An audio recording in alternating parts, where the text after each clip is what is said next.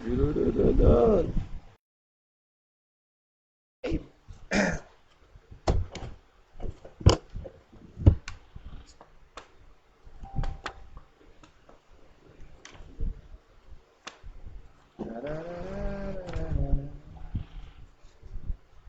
Blessing. Hallelujah.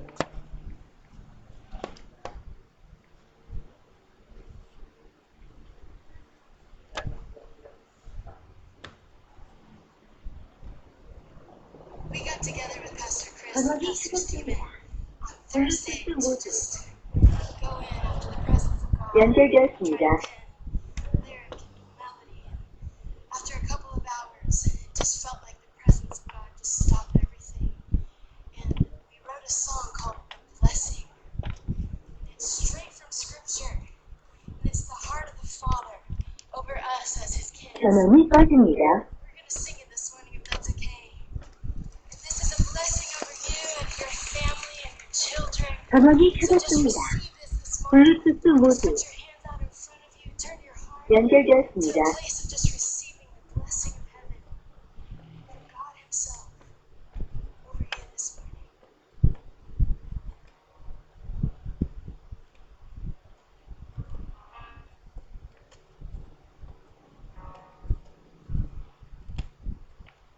Ano pangalan nito, Maxon? Ano tayo? Samsung?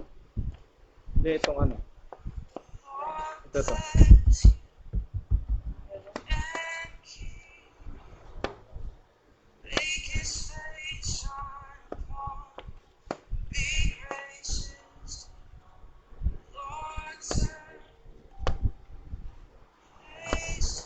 Ayaw.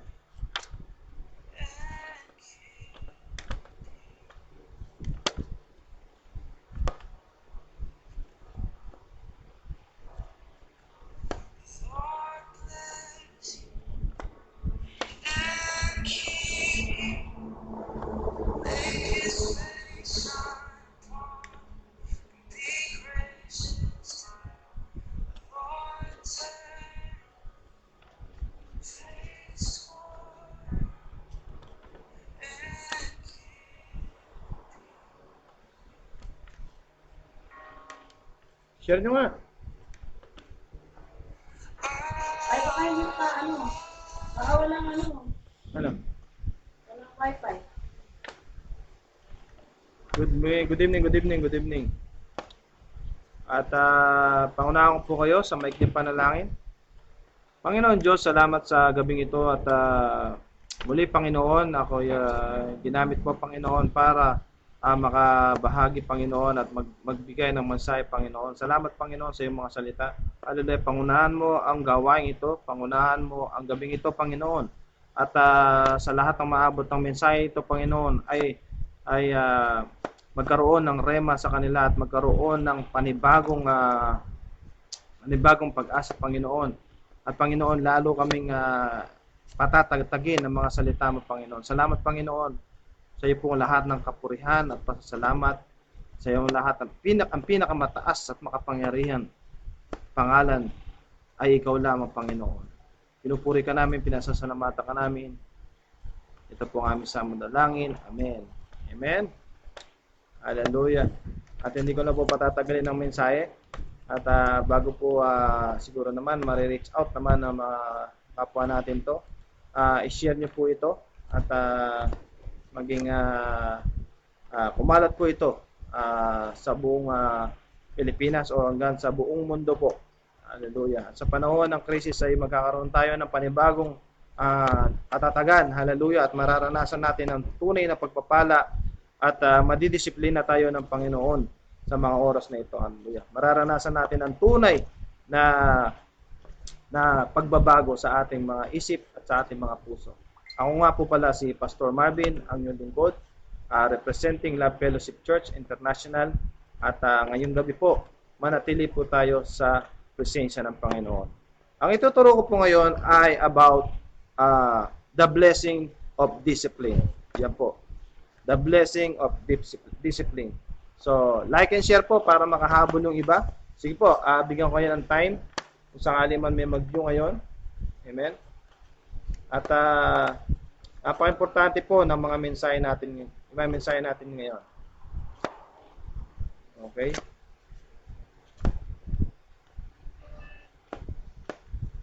Hallelujah.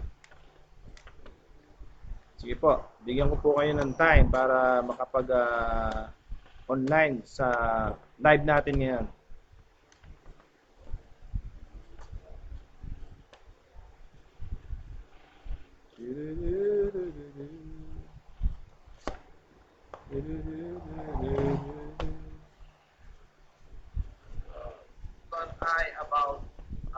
Yes.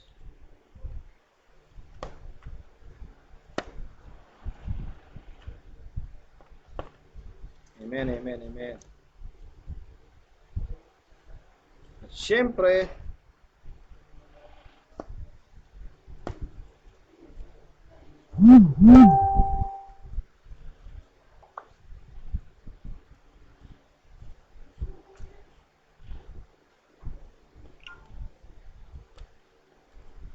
hallelujah. Yes po. Sige po, bigyan ko kayo ng time na makapanood. At sabayan niyo po ako sa maikling mensahe na to sa gabing ito. Amen.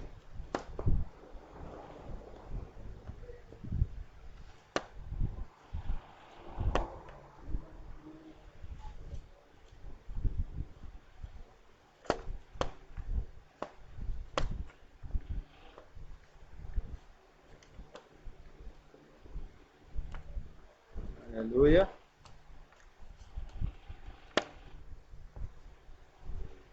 Sige po, start na po tayo. At ako po yung nagagalak. At bago tayo, habang nagpapahinga tayo, ay pwede tayo manood at sariwain ang mga salita ng Panginoon. Our message for today is entitled, The Blessing of Discipline. Yan. Talking about act of kindness happening in this world today. Ano pong nangyayari? Marami po nagkakawang gawa. Sabi nga, ang dami ng mga napamimigay ng mga bigas. Amen? Sa lipunan ngayon dahil merong isang namuno at nanguna. Saka nag-challenge. Matapang na nag-challenge sa mga tao para naman makatulong. At marami na po nagising na po ang mga taong bayan. Halos karamihan nagising na po sa pagtulong. Amen? At the message will be change our paradigm. Amen. Kaya ang mababago po talaga ang ating pananaw dito. Amen. At tayo ay matututo. Umpisa natin sa Hebrews 12:5-6. Sa NLT version, ang sabi po dito, and have you forgotten his encouraging words spoken to you as his children? He said, my child, don't underestimate the value of the discipline and training of the Lord God, or get depressed when He has to correct you. Amen? Huwag po nating i-underestimate sa panahon po ng crisis ngayon ang unang word na yaano natin ay disiplina. Yan. Discipline and training. Yan po ito kumbaga itong nangyayari po sa mundo ngayon, ito po yung training ng Panginoon sa atin. Amen? Pagka nalampasan po natin ito ay magkakaroon ito ng value sa ating buhay. At siyempre, nangunguna yung discipline at kailangan sumunod po tayo, talagang maging disiplinado tayo, lalo na sa panahon ngayon. Amen? Ulitin ko, sa Hebrews 12:5-6, NLT version, and have you forgotten his encouraging words, spoken you as his children? He said, my child, don't underestimate. Huwag po nating underestimate the value of discipline and training of the Lord God. Or get depressed when He has to correct you. Pag tayo ay kinukorek ng Panginoon, huwag po tayo nagde-depress. Pag may nagkukorek sa atin, lalo na kami mga pastor, huwag po tayong nade-depress. Amen? Bagkus, tanggapin po natin. We need to accept in the Bible term, kailangan nating i-consider na yung mga sermon na yan ay kailangan maano sa ating puso at sa isipan natin para tayo ay madisiplina Amen. Let's value discipline and the training of the Lord. Sino dito yung kailangan mo talagang magkaroon ng disiplina sa iyong pagkatao? So, pakinggan mo itong mensahe na to at tuloy-tuloy natin at pakikita natin kung ano ba talaga ang nais nating kailangan magawa o mangyari sa atin para tayo madisiplina at para tayo para ma-overcome natin itong training na to. Ano ba yung mga training na yan? Yan, yung mga pagsubok na dumarating. Pero mo, walang mga sarado yung business, sarado lahat, at hindi ka makalabas, may curfew. Amen? For the Lord training, tingnan natin sa verse 6. For the Lord's training, what's the word? Training po of you, life is evidence of His faithful love. And when He draws you to Himself, it proves you as His delightful child, as draw you to Himself, it proves you are His delightful child. Amen. Hallelujah. Napakaganda po na mensahe. For the Lord training of your life is the evidence of His faithful love, and when He draws you to Himself, it proves you are His delightful child. Amen. Ipoprove ng Panginoon, amen, sa atin lahat ng mga kaliwanagan. We were delighted by the Lord. Amen. At sabi dito, sa panahon na to, kinakausap tayo ng Panginoon. Sa panahon na to ay ang Panginoon ay dinidisiplinado tayo, at para sa panahon ngayon ay ma-appreciate natin sa crisis na to, ito ang panahon na pinadala tayo ng Panginoon sa ikabubuti natin. Amen? Pinadala tayo ng Panginoon sa ikabubuti natin sa panahon ngayon. Kailangan ma-realize natin na ito ay isang training, lalo-lalo na sa panahon ngayon. At dito tayo matututo kung paano tayo mandidisiplina. Amen? Na mag-shift tayo sa maayos na pagliwanag sa Panginoon. Amen? Kaya kailangan natin na talagang maging matatag, at kailangan nating talagang maunawaan na the blessing of discipline. Ang disiplina po, isa pong blessing yan. Amen? Isa pong pagpapala yan, yung disiplina. Kaya po kailangan wag nating i-underestimate yan. Amen? Hebrews 12:11-13, sabi dito, how now all discipline seems to be more pain than pleasure at the time, yet later it will produce the transformation of character. Amen? Matatransform po ang ating character and bringing a harvest of righteousness and peace to those who yield to it. Amen? Kung sino man mag-yield dito at magkakaroon ng mag-harvest, aani ng kabutihan, ng kabanalan, and peace, kapayapaan. Amen? Ulitin ko Now, all discipline seems to be more pain than pleasure and the time, yet later it will produce a transformation. Magta-transform ka, kapatid, at babaguhin ang karakter mo. Of character being a harvest of righteousness and peace to those who yield to it. Amen? We need to accept blessing. Yung discipline is a blessing for us. The discipline is a blessing for us. Amen? Wala namang disiplinang ini-enjoy. Nag-i-enjoy ka ba pag dinidisiplina ka? Di ba? Hindi. Di ba? Pag dinidisiplina ka, hindi ka nag-i-enjoy, parang naiinis ka pa nga eh. Di ba? Minsan hindi mo matanggap na dinidisiplina ka. Oy, matanda pa ako dito Kristiyano. Ba't tinuturuan ako nito? Mas marami akong alam dito sa Bible But ito kung makapagsalita ganon. Di ba? Tingnan natin sa 12. So, be made strong even in your weakness. Amen? Be strong even in your weakness by lifting up your tired hand in prayer and worship. Amen? Yung mga yan napapagod na katawan natin na yan, mga kamay natin na yan, ano natin yan ng panalangin at pagpupuri sa Panginoon. Gamitin natin yan, taas natin ang ating kamay natin at magpuri tayo sa Panginoon. Sabi so be made strong even in your weakness by lifting up your tired hand in prayer and worship. Amen? Marating ba sa time mo yung nag-worship sa Panginoon sa panahon na to? Baka nakakalimutan mo na. Amen? Kaya kailangan po natin na gawin na yan. Kung gusto mo mag-worship sa Panginoon, magsasalita tong Bluetooth na to. Dahil na pa, off ko lang. 전원이 꺼집니다. 전원이 켜졌습니다. 블루투스 모드. 전원이 꺼집니다. Amen. Hallelujah. Tuloy po natin. Amen. So, be made strong even in your weakness by lifting up your tired hand in prayer and worship. Sometimes we forget to worship God. Amen. Every day. Kailangan nagpupuri tayo sa Panginoon. Hallelujah. For as you keep walking forward, kailangan tuloy-tuloy ka. Kailangan yung nilalakaran mo sa Panginoon ay hindi paurong, kundi forward. Hindi paatras, pasulong. Amen. On God's path, all your stumbling ways will be divinely healed. Amen? Will be divinely healed in Jesus' name. Yan po ang mangyayari. Amen? Ano po yung kwento ni Apostle Paul? He experienced then lockdown. Nagkaroon po ng lockdown sa kanyang amen? Di ba nakulong si Apostle Paul? Nakaranas siya ng stress. Amen? Ano pong sinulat niya? Sa 2 Timothy 1:7, sabi po niya sa NLT version, sabi niya, for God has not given us a spirit of fear and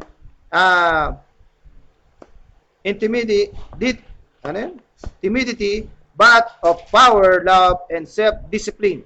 Amen? Kahit even Apostle Paul, na-realize niya na kailangan tayong self-discipline sa ating sarili. Amen? Magkaroon tayo ng disiplina. God has not given us a spirit of fear. You therefore, my son, be strong in the grace that in Christ Jesus. Overcome every form of evil as a victorious soldier of Jesus, the Anointed One. Amen? So, wala po tayong iisipin ngayon kung hindi kailangan itong pandemic na to, itong crisis na to, ma-overcome po ng bawat isa. Ma-overcome natin. Amen? Dadaan lang naman yan. Pagkatapos yan, balik na naman sa normal. Amen? Overcome every form of evil.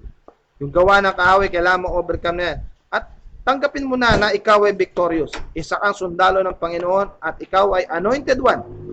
Amen? Kailangan ma-overcome natin yung mga virus, yung mga pandemic na yan. Huwag tayong manghihinaan ng loob dyan. Amen? Minsan naisip natin na maraming nawawala sa akin, dahil wala ng business, sarado, daming nawawala. Isipin mo lang, ito yung advantage mo para mas mapalapit ka sa Panginoon. Kasi kung iniisip mo puro pera, diyan ka mabubuhay, yan ang sinasamba mo. Kailangan isipin mo na advantage, madidisiplina ka sa panahon ngayon. Didisiplinahin ka ng Panginoon. At ito yung training mo para ikaw ay mabuhay sa ayon sa gusto ng Panginoon. Diba? Sinasabi nga natin, mabuhay ka ayon sa layunin ng Panginoon. Hindi ka na mabubuhay ayon sa gusto mo. Diba? Yung iba nakakarap pang umalis ng bansa, yung iba gusto magbukas na agad para makapag-umpisa na, yung iba gusto makapagbenta na agad. Amen? Kaya ikaw, baguhin natin yung mindset natin. Kailangan muna natin padisiplina sa Panginoon. Dahil pag nadisiplina ka, yan ang pagpapala mo. Yan yung blessing na tinatawag. Discipline is a blessing. Diba? So, number 4. Sabi dito sa 4. Sa ano to kasi ito 2 Timothy 1-7. So, number 4 na tayo sa verse 4. For every soldier called to active duty must divorce himself from the distraction of this world, so that he may fully satisfy that one who chosen him. Amen? So, kailangan maging active ka. Maging aware ka sa distraction. Kung ano man mga distraction, negativity, gawa ng kaaway sa mundong ito, kailangan maging aware ka dyan. Amen?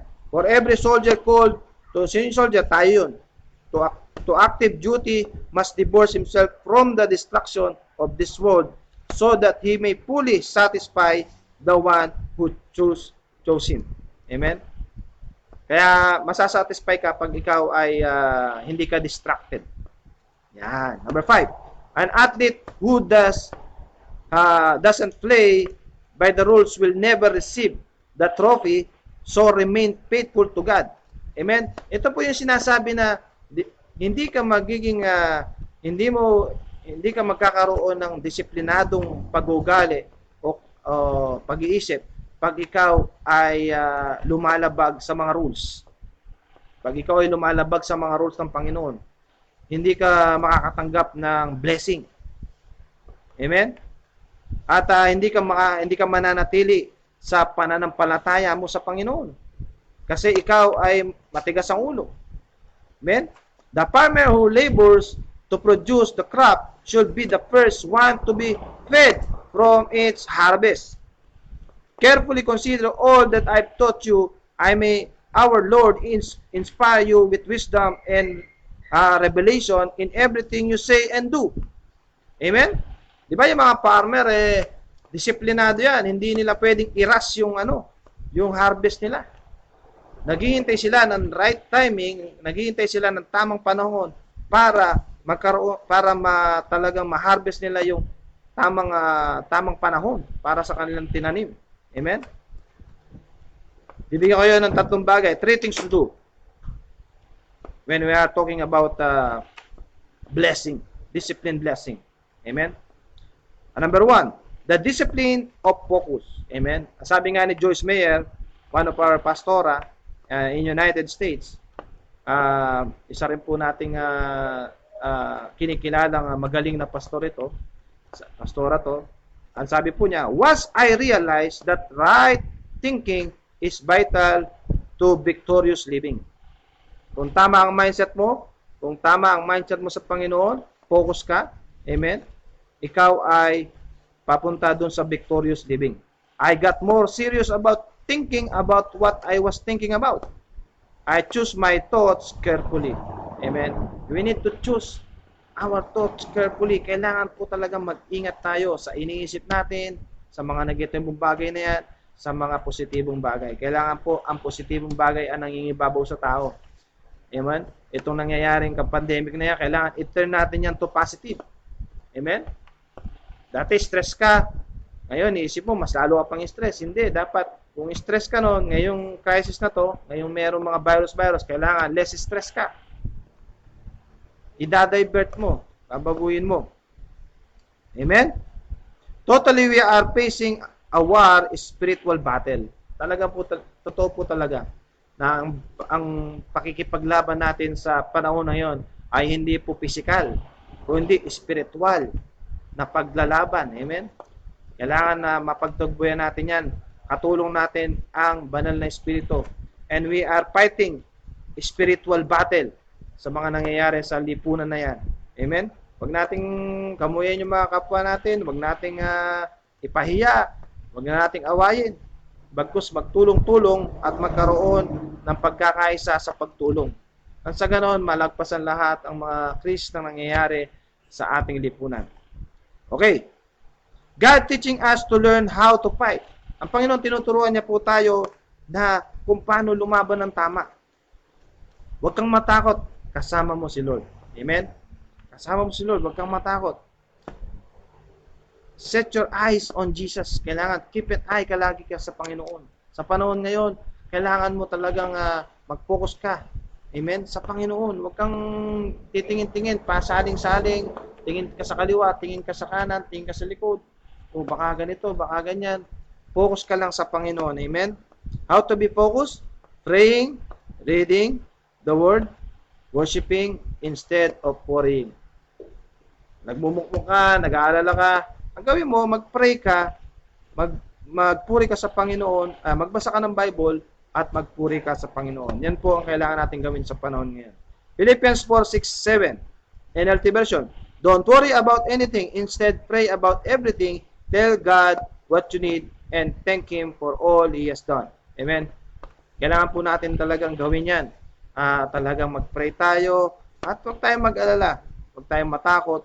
Instead, pray about everything, tell God what you need, and thank Him for all He has done. Salamat po tayo, maging grateful tayo sa Panginoon. Amen? Okay. Dito sa verse 7, from Timothy. Yan, last verse dito sa Timothy. dito sa verse 7, 2 Timothy 1 to 7 to eh.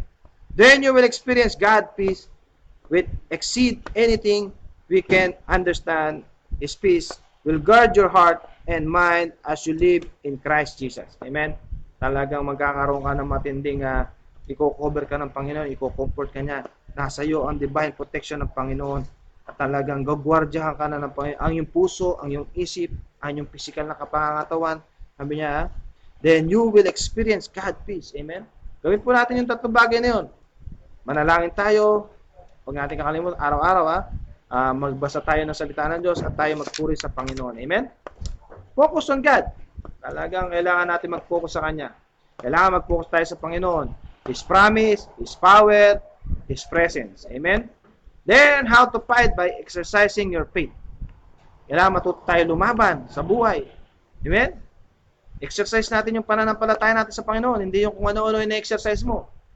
Minsan, ina-exercise mo ibang bagay. Yung mga kaguluhan, ina-exercise mo. Yung galit, yung pagtatanim ng galit, yung pagiging pagchichismis-chismis, chismoso. Ayan, yung mga pagbabas. Yan, sa kapwa mo. Pagmamak sa kapwa mo. Maling-mali yung mga in-exercise na ganyang bagay. Learn how to fight by exercising your faith. Exercise mo yung faith mo, yung pananampalataya mo sa Diyos kung ano-anong ginagawa mo. Amen? Faith is not denying reality. It is recognizing a greater reality. Amen? Napakalino po. Nire-recognize natin ang greater reality pag ang pinapanatili mo sa sarili mo yung pananampalataya mo sa Panginoon. Who is greater reality? Sino yun? Si God. Amen? God is bigger in this pandemic. Huwag mong isipin na natakot ka, yung virus na yan, ako, ganyan. Mas malaki po ang Panginoon dyan. Amen? Kaya kailangan gwardyado ka ng iyong pananampalataya na hindi ka kayang mahawa ng virus na yan at hindi nakakalat yan sa paligid mo. Amen? Faith is not denying the facts. Amen? It is trusting the truth. Ang ganda po ng mga quote natin ngayon, di ba? Di ba? Sino po ang katotohanan? Ang Panginoon, wala nang iba. Kaya, kailangan mo maging focus sa Panginoon. Amen? He is the way, the truth, and the life. Oh, ba't ka pa nag-aalala? He is the way, the truth, and the life. Kung saan ka pa tumitingin. Maghapon ka sa FB. Maghapon ka sa kakasearch kung ano-ano. Isama mo ang Panginoon sa buhay mo. Amen? Imagine mo, He's the way, the truth, and the life. Tapos sa buong maghapon, hindi mo siya kasama, hindi mo siya man lang maisip. Nakalimutan mo mag-pray, nakalimutan mo magbasa, inuna mo negosyo, inuna mo yung kung ano-anong bagay. Amen? He's the way, man. Sabi ko nga, amen, wake up. The Lord, He's the way, the truth, and the life. Hallelujah. Kaya, kung ikaw ay nag-iisip,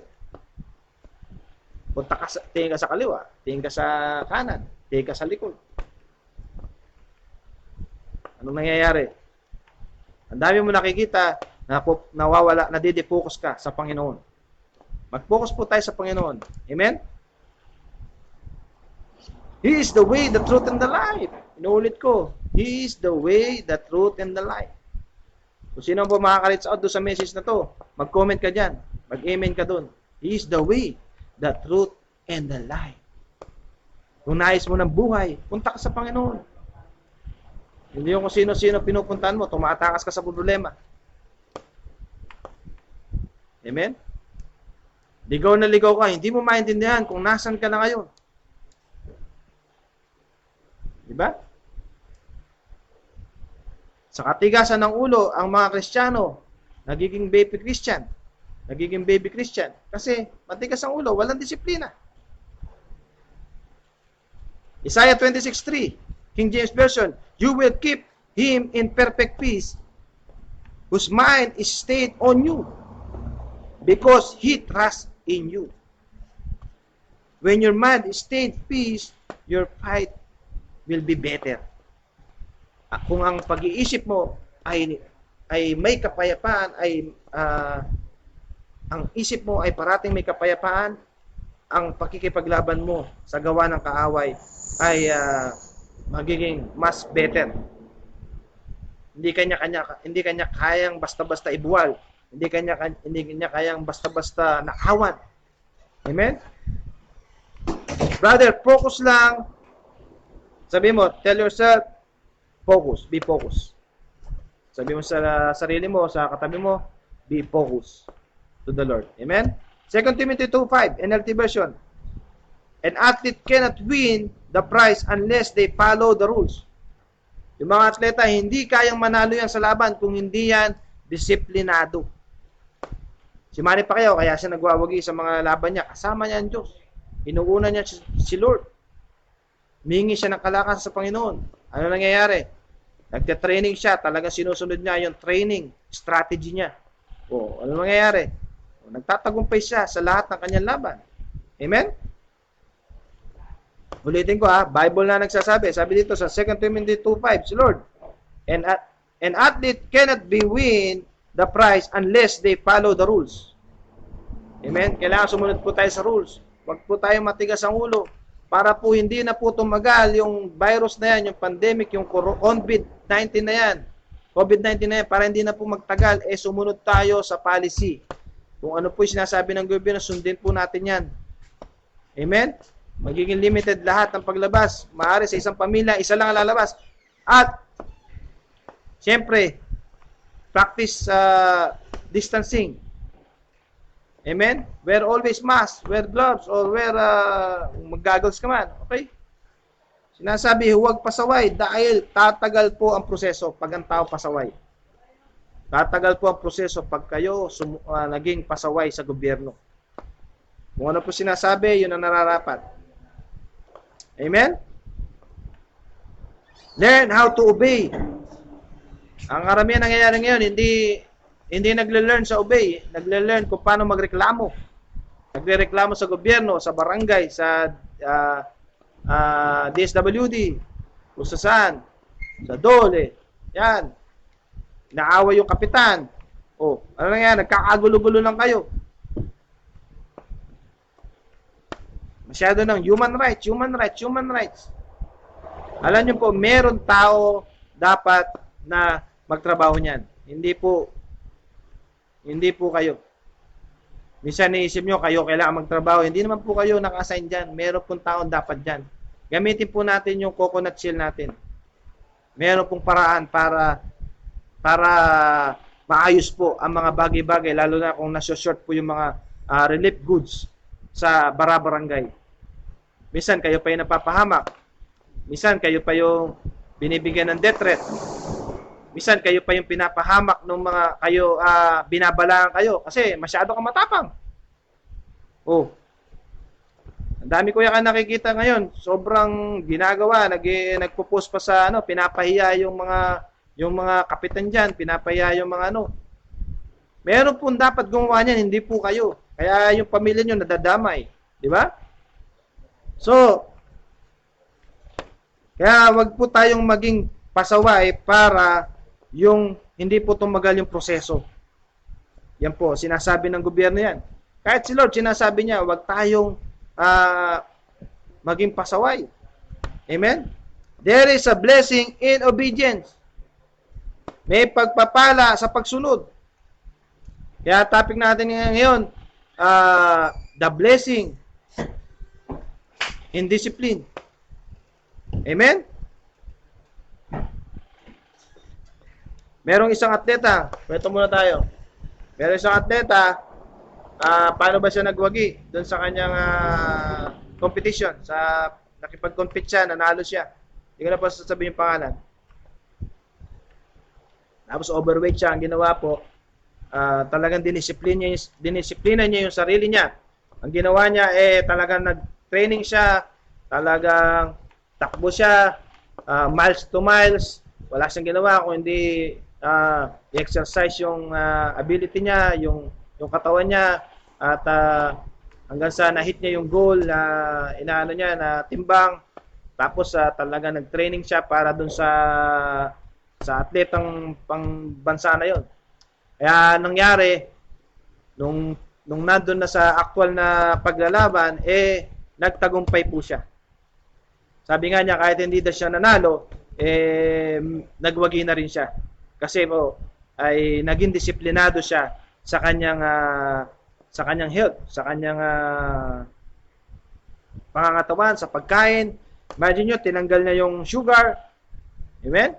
Kaya, ano nangyari? Naging benefit sa katawan niya, kasi naging disiplinado siya, naging blessing.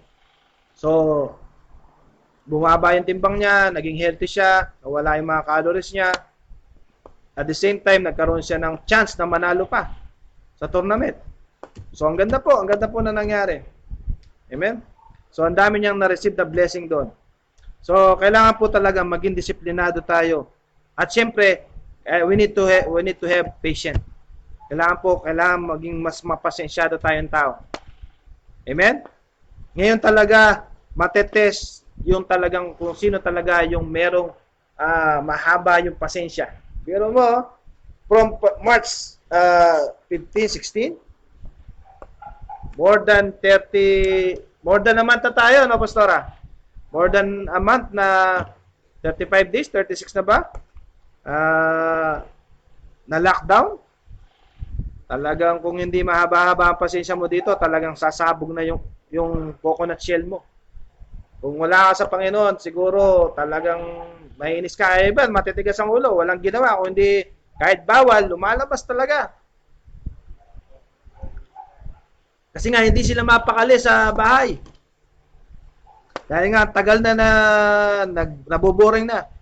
Ako po, hindi na ako naboring kasi parati po ako nakababad sa salita ng Panginoon. Amen? Encourage ko po kayo, para hindi ka maboring, saliksikin mo si Lord. Kasi pag nasaliksik mo si Lord, maraming darating na pagpapala sa buhay mo. Amen?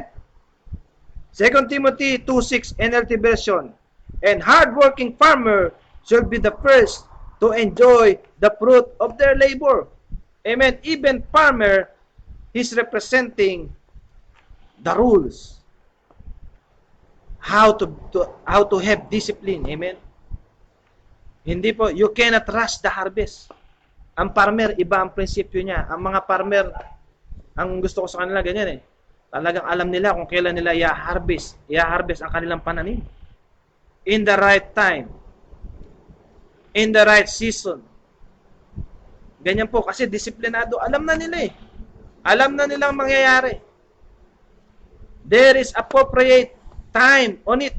Kaya wag po tayo magmadali. Ito pong pandemic na to, ito po ay pagkatapos nito, pag nalampasan po natin yan, yan po yung darating na po yung pinaka-harvest. Yung talagang harvest time. Yung right timing. Sa mga Christian, talagang kung naniniwala ka, talagang sinesave lang tayo ng Panginoon. Para tayo makaani ng siksik-liglig at tumaapay, walang maapaw, sikliglig at tumaapaw, walang sukat kalagyan. Pag ikaw ay naging pumasa sa training ng Panginoon sa panahon ngayon, at ikaw ay natest, nawala yung worry mo, nawala yung fear mo, ano pa yung nawala? Nawala yung pagka-defocus mo sa Panginoon, naging focus ka, at mas lalo kang uminit sa panalangin, sa pagbabasa, sa pagpupuri sa Panginoon, naniniwala ko, aani ka. Aani ka, kapatid. Amen? Isaiah 40:31. Tingnan natin ha, basahin natin. Sige, sabayan niyo ako. Isaiah 40:31. Hanapin niyo sa Bible niyo. Isaiah 40:31. Amen? Sige, comment ka lang dyan. Amen, amen, amen. Ang sabi dito sa Isaiah 40:31, but those who hope in the Lord will renew their strength. They will soar. Amen. Sino mga agila dyan? They will soar on the wings like eagles. Sabi mo sa katabi mo, sabi mo sa sarili mo, ako'y agila ng Panginoon. They will run and not grow weary. They will walk and not be. They will walk and not be faint. Amen? Hallelujah. Napakabuti po ng Panginoon. Pinapakita niya sa atin. Pagka ikaw ay talagang na-renew yung mind mo, magkakaroon ka ng kalakasan, you will soar on the wings like eagle. They will run and not you will run and not grow weary. You will walk and not be faint. Hallelujah. Talagang yung paglakad mo, walang distraction. Walang sino man makakapigil diyan sa pagpapala, sa blessing na Panginoon, sa blessing na ibibigay ng Panginoon sa iyo. Amen. Dagdagan natin. Galatians 6:9. Galatians 6:9. Sabi dito, so let not get tired of doing what is good. Kaya yung mga act of kindness, yung mga pagtulong-tulong dyan, talagang lubos-lubusin nyo na. Gusto nyo, tumulong kayo sa simbahan, okay lang din.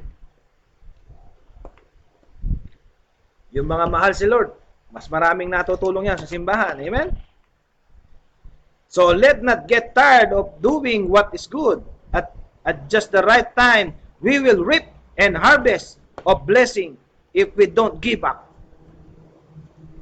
Huwag kang give up, kapatid. Kung wala ka pa na itutulong, tumulong ka na. Huwag kang give up sa pagtulong. Because the God will pay you. Amen? Ang linaw-linaw, oh. So let not get tired of doing what is good. At just the right time, we will reap and harvest of blessing if we don't give up. Amen? Sino gustong victory? Taas ang kamay. Amen? Gusto mo maging victorious? Tingnan natin sa 1 Corinthians 15:57. Sabi dito, but we thank God for giving us the victory as conqueror through our Lord Jesus Christ and Anointed One. Amen? Gusto mo maging victory? Parati kang magpasalamat sa Panginoon. Sabihin mo, thank you Lord, ginawa mo akong victorious. Thank you Lord, kahit hindi mo pa nararamdaman yan. Sabihin mo, Lord, thank you. You made me a victorious. Amen? Kasi pag ikaw, isa kang conqueror pag ikaw ay victorious sa tao. Amen? Through our Lord Jesus Christ, the Anointed One. Binigyan na ng Panginoon ang pagiging victorious natin. Amen? Alinaw-linaw, 1 Corinthians 15:27. But we thank God for giving us the victory and conquerors through our Lord Jesus, the Anointed One. Amen? Continue natin sa 58,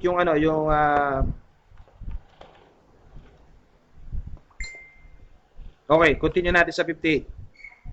Kasi 57 yun, di ba? So now, beloved ones, amen? Stand firm and enduring. Live your lives with an unshakable confidence. Kailangan unshakable ka. Amen? We know that we prosper and excel in every season by serving the Lord. Amen? Kung ikaw ay nagsaserve sa Panginoon, alam mo, magiging prosperous ka. Amen? Kaya kailangan excited ka. Sabi mo sa sarili mo, I'm excited every day. Hallelujah.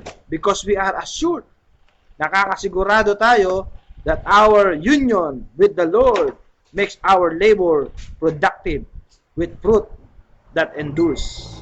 Hallelujah. Praise the Lord. Napakabuti po ng Panginoon. Amen?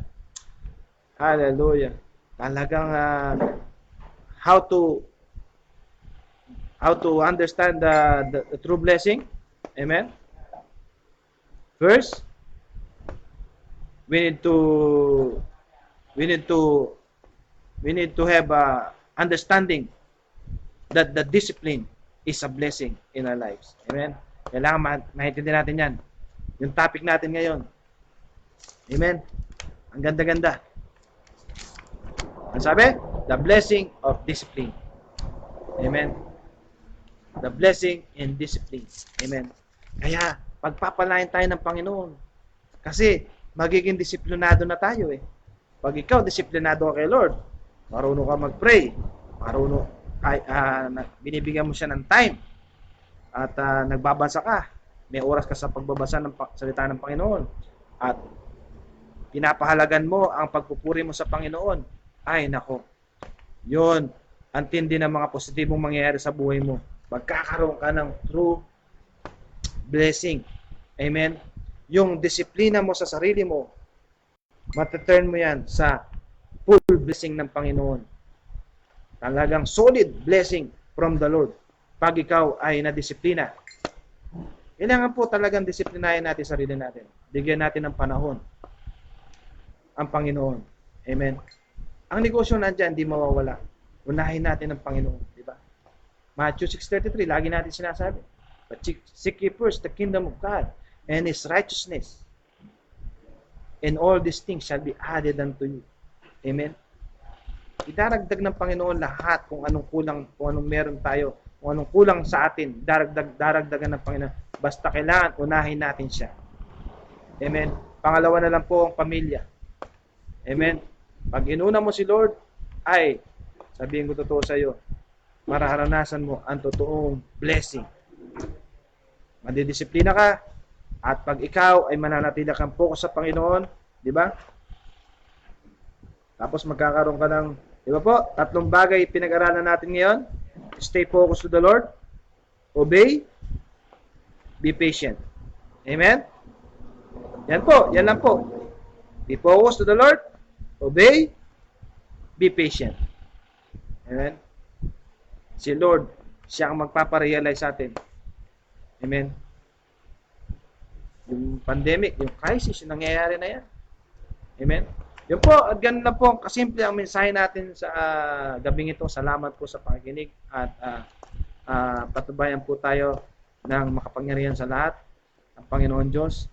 At sama-sama po natin pagsaluhan ng buong pamilya ang paglilingkod sa Panginoon. Araw-araw. Hallelujah. Even nasa bahay ka lang, naniniwala ako na kaya mong gawin yan. Na maging focus ka sa Panginoon, maging masunurin ka, siyempre, maging mapagpasensya ka sa lahat ng mga negatibong bagay na nangyayari sa mundo. Amen? So, pangunahan ko po kayo sa maikling panalangin at salamat po sa inyong pagsubaybay sa Love Fellowship Church International. Hallelujah. At siyempre, unahin natin pasalamatan ng Panginoon sa oras na ito. At kung sino man po ang makakarinig ng mensaheng ito, kung ikaw ay bago sa programa na to, ay nais mong magkaroon ng focus sa Panginoon at magkaroon ka ng willingness, na magkaroon ka ng desire na sumunod sa Panginoon at siyempre magkaroon ng pagtitimpi, hallelujah, at siyempre magkaroon ng matinding disiplina sa Panginoon at sa iyong pamumuhay, sabayan mo ko sa maikling panalangin nito. Gusto mong mabago, sabayan mo ko sa maikling panalangin. Panginoon Diyos, patawarin mo ko sa lahat ng aking pagkakasala. Simula nung ako'y maliit hanggang sa kasulukuyan. Salamat Panginoon sa mensahe mo, Panginoon.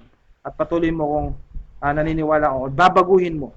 Ako'y babaguhin mo mula ulo hanggang talampakan. Babaguhin mo aking puso, ang aking isip.